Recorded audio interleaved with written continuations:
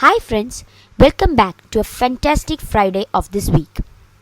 As I promised yesterday, today let's discuss about mistakes that a social media manager should avoid.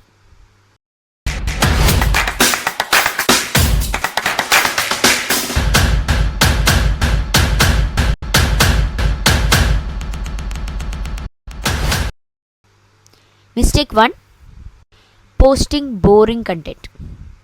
Posting the same old stuff, ignoring the comments, and acting like a ghost will decrease your followers and, most importantly, your future leads.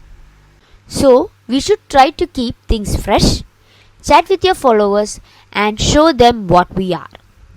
Trends are good, but don't we should not forget who we are and what we should rather focus on your unique brand and not just what everyone else is doing. Mistake 3: obsessing over fake followers. Follower counts are great, but real engagement is even better. We should remember that it's about building real relationships and not just the big crowd. Mistake 4: forgetting the why and who we are. After all, we are the most important part of our social media journey.